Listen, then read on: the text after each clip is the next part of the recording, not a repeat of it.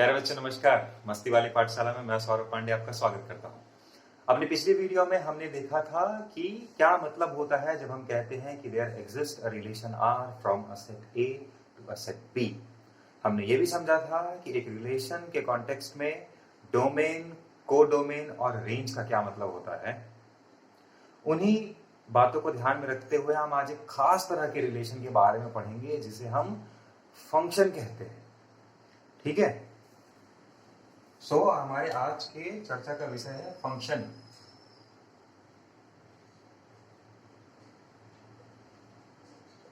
Function तो सबसे पहले आप इतना ध्यान रखो कि फंक्शन एक रिलेशन ही होता है, लेकिन रिलेशन में भी एक खास तरह का रिलेशन होता है, कुछ खास प्रॉपर्टीज को फॉलो करता है ना। जैसे दोस्ती तो कई होती है, लेकिन बेस्ट फ्रेंड वाली दोस्ती कुछ ही होती है।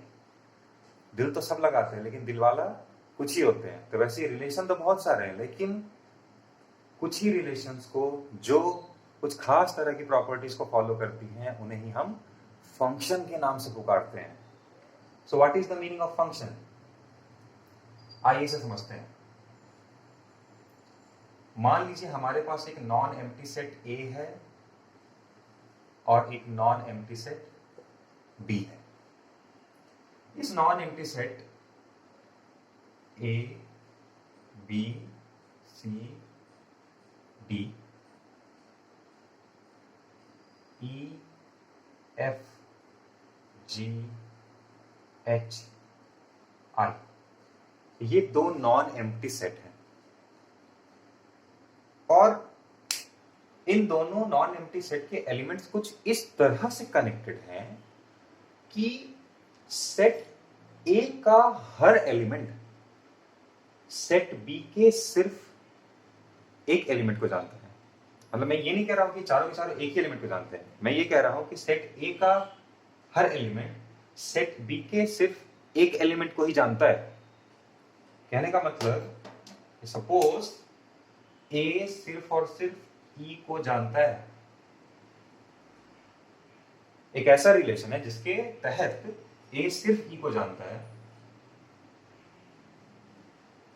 बी सिर्फ एफ को जानता है, सी भी सिर्फ एफ को जानता है और डी सिर्फ जी को जानता है। ये एक रिलेशन आर है। Relation R from A to B. इस रिलेशन के अंतर्गत सेट ए का हर एलिमेंट सेट बी के सिर्फ और सिर्फ एक ही एलिमेंट को जानता है ना। इस तरह के हम रिलेशन को फंक्शन कहते हैं। अगर कुछ इस तरह का रिलेशन एग्जिस्ट करता है तो हम उसे फंक्शन कहते हैं। गौर से आप देख सकते हो कि हर एलिमेंट का सिर्फ और सिर्फ एक ही इमेज है। अगर मैं पिछले लेक्चर्स के जो टर्म मैंने आपको बताए थे, इमेज, प्री इमेज, तो उसके कॉन्टेक्स्ट में अगर मैं बोलूं तो ए का सिर्फ और सिर्फ एक ही इमेज बी में है, बी का भी सिर्फ और सिर्फ एक ही इमेज है, सी का भी सिर्फ और सिर्फ एक ही इमेज है और डी का भी सिर्फ और सिर्फ एक ही इमेज है। तो इसे हम कहेंगे कि R relation R is a function. R is a function from set A to set B. तो जिस तरह हम रिलेशन को R से डिनोट करते थे, वैसे ही अगर कोई रिलेशन फंक्शन है तो मैक्सिमम केसेस में हम उसे स्मॉल f से डिनोट करते हैं। जरूरी नहीं है, ठीक है, आप एफ, जी, एच किसी से भी डिनोट कर सकते हो, लेकिन चूंकि एफ फंक्शन एफ से शुरू हो रहा है इसलिए हम एफ से ही डिनोट कर रहे हैं इसे। So relation R is said to be a function from set A to set B. और function from set A to set B को हम सिंबल के फॉर्म में कैसे लिखेंगे? इसे हम ऐसे लिखेंगे, F is a relation such that it is from set A to set B. F is a relation from set A to set B. F is a relation from set A to set B. आपको समझ में आया function? मतलब मेरा domain कौन कौन सा हो गया? डोमेन हो गया A B C D, इनसे बनने वाला सेट। हमारा रेंज कौन सा हो गया? E F G। अगर मैं F का डोमेन लिखूं तो क्या हो जाएगा? डोमेन ऑफ F, तो ये क्या हो जाएगा? ये हमारा हो जाएगा A B C D। Range of F लिखूं तो क्या हो जाएगा? E F G, है ना? E F G मेरे जो इमेज थे उनका सेट। और यहां पर अगर मैं को डोमेन बोलूं तो, को डोमेन ऑफ F बोलूं तो वो क्या हो जाएगा?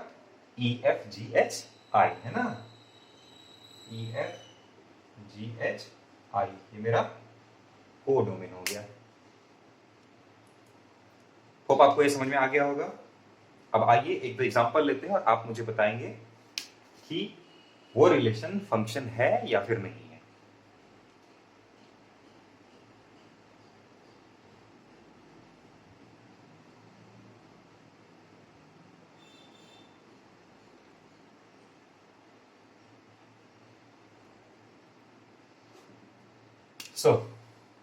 ये हमारे पास पहला आया एक, ये दूसरा सेट। यहाँ पर A है, B C D E F G H। Okay, अब देखिए, अब इस सेट A से सेट B में एक रिलेशन में डिफाइन कर रहा हूं जिसके तहत A का इमेज E है, B का इमेज F है, C का इमेज F है। ओके, तो बताइए क्या ये रिलेशन R फंक्शन है या नहीं है? इस रिलेशन R ए फंक्शन? सो आप वो डेफिनेशन चेक करो भैया, जिधर से एरो निकल रहा है उस सेट का हर एलिमेंट का एक इमेज होना चाहिए, है ना? हर एलिमेंट का। तो यहां पर ए का तो एक ही इमेज है, बी का भी सिर्फ और सिर्फ एफ ही एक इमेज है, सी का भी सिर्फ और सिर्फ एक ही इमेज है, वो एफ है। लेकिन डी का कोई इमेज नहीं है। आर के अंतर्गत डी का इस सेट में कोई इमेज नहीं है। सो इस सेट में कोई भी एलिमेंट ऐसा नहीं छूटना चाहिए। डेफिनेशन ये कहता है कि इस एलिमेंट में, इस सेट में ऐसा कोई भी एलिमेंट नहीं छूटना चाहिए जिसका दूसरे वाले सेट में कोई भी इमेज ना हो। तो ये तो छूट गया ना। सो हम कहेंगे कि no, no, R is not a function. R is not a function. Why?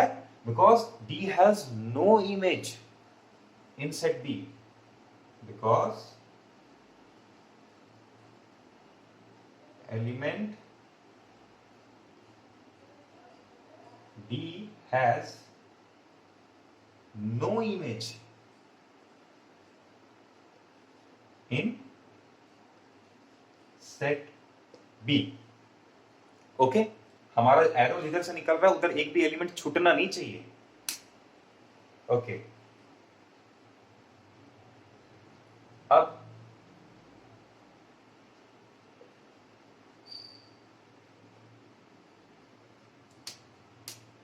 एक अगला रिलेशन डिफाइन कर रहा हूं मैं।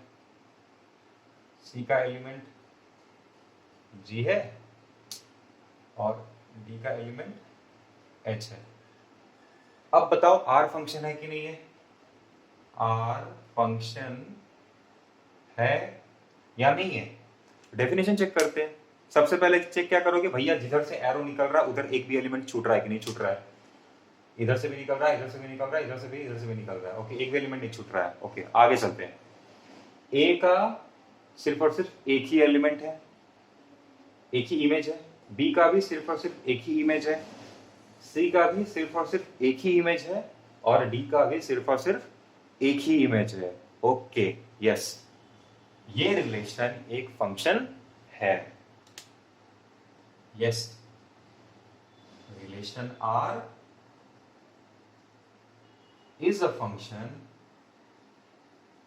Relation R is a function from A to B. So हम लिख सकते हैं R is a function from A to B, है ना। आप R लिखो चाहे F लिखो, आप R को मान लो कि चूंकि वो फंक्शन साबित हो चुका है, इसीलिए आप उस R को आप F से भी डिनोट कर सकते हो। ठीक है, ये हमारा दूसरा एग्जांपल हो गया। तीसरा, आ जाओ भाई, तीसरा।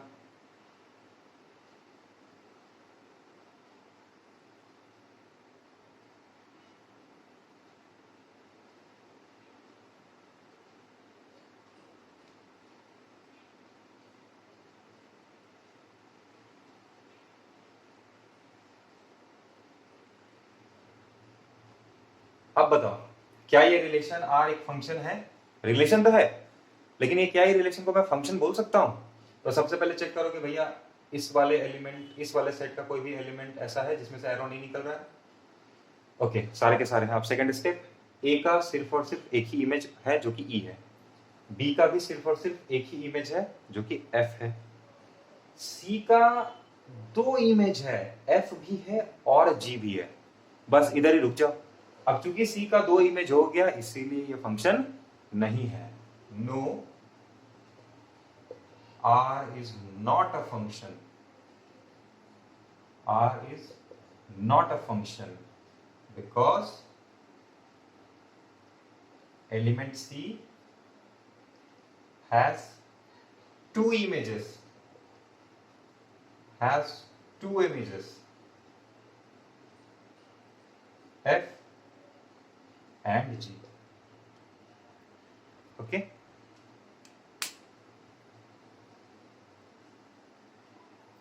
तो होप इस तरीके से आप फंक्शन को आइडेंटिफाई कर लोगे।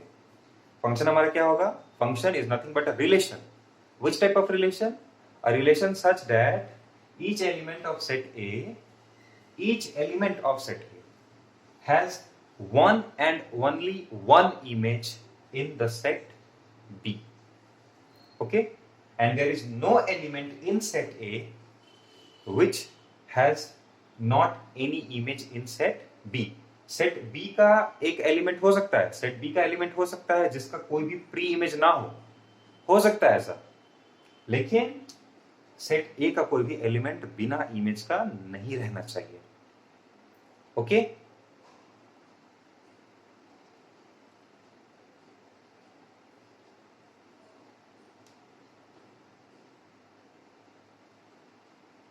अब देखो, आप फंक्शन को ना एक रूल की तरह भी कंसिडर कर सकते हो। मैं इसे ज्यादातर मशीन की तरह सोचता हूं, है ना, कि आप हर मशीन में हर कुछ नहीं डाल सकते हो।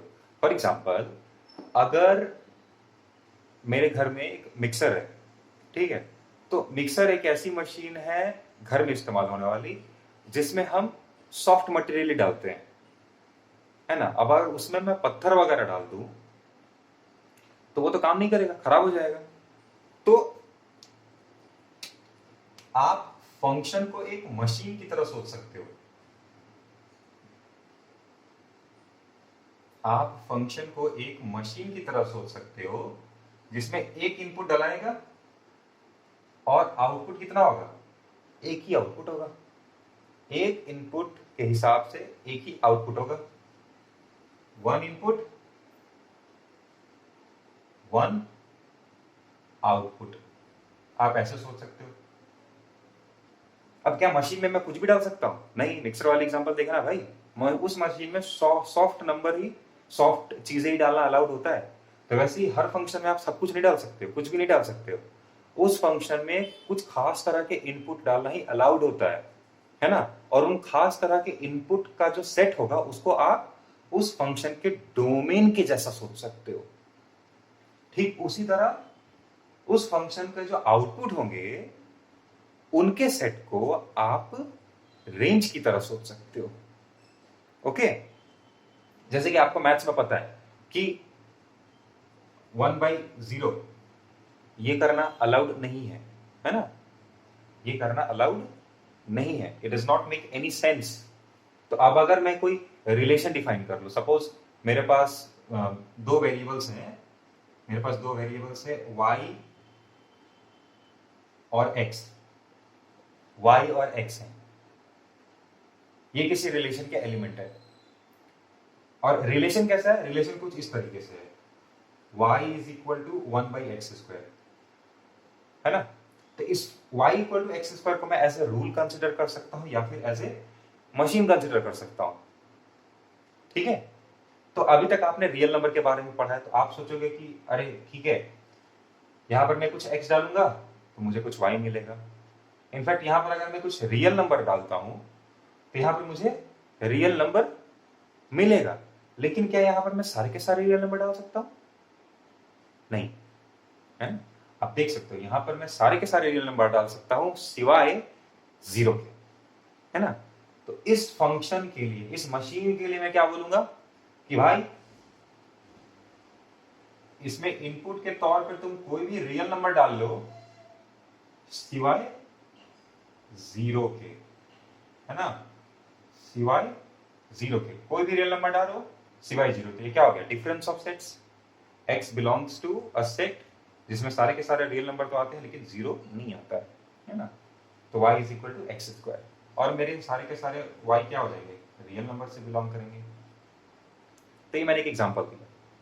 ठीक उसी तरह ये y और x 2x + 3 कुछ इस तरीके के रूल से भी कनेक्टेड हो सकते थे कि x आप कुछ पकड़ो, उसको 2 से मल्टीप्लाई करो, फिर 3 में ऐड कर दो, तो जो वैल्यू आएगी वही y होगी, है ना। तो यहां पर आपको पता है आप x की कोई भी रियल नंबर डाल सकते हो, कोई भी रियल वैल्यू डाल सकते हो। तो इस मशीन में आप हर रियल नंबर को डाल सकते हो, तो इसका डोमेन हो गया। फिर इसमें आप रियल नंबर डालोगे तो y की भी क्या मिलेंगे, रियल वैल्यूज ही मिलेंगी। तो y को आप क्या बोल रहे हो, रियल नंबर बोलोगे, है ना। सी, यहां पर मैंने बच्चों को कंफ्यूज होते हुए देखा है। y is equal to 2x + 3 है, आपको पता है कि आप इसमें सारे के सारे रियल नंबर डालते हो, है ना, डाल सकते हो। तो आप कहोगे कि रियल नंबर इस फंक्शन का डोमेन है। तो बच्चों को लगता है कि सिर्फ और सिर्फ रियल नंबर ही इसका डोमेन होगा। नो, रिलेशन हमेशा दो सेट के कॉन्टेक्स्ट में डिफाइन किया जाता है ना। रिलेशन हमेशा दो सेट के कॉन्टेक्स्ट में डिफाइन किया जाता है। आप हमेशा लिखते हो f is a function from set A to set B। अब अगर मेरा सेट A नेचुरल नंबर है, सेट A मेरा नेचुरल नंबर का सेट है, तो मैं उसमें हर नंबर थोड़ी डालूंगा। सेट A अगर मेरा नेचुरल नंबर का फैमिली है तो मैं उसमें हर रियल नंबर थोड़ी डालूंगा। तो उसमें तो मुझे x का सिर्फ और सिर्फ नेचुरल नंबर लेना ही अलाउड होगा। तो उस केस में मेरा डोमेन रियल नंबर का फैमिली नहीं होगा, उस केस में मेरा डोमेन कौन सा होगा, नेचुरल नंबर का सेट, है ना। तो डोमेन आप डिफाइन करते हो, क्या अलाउड है, क्या डालना अलाउड नहीं है।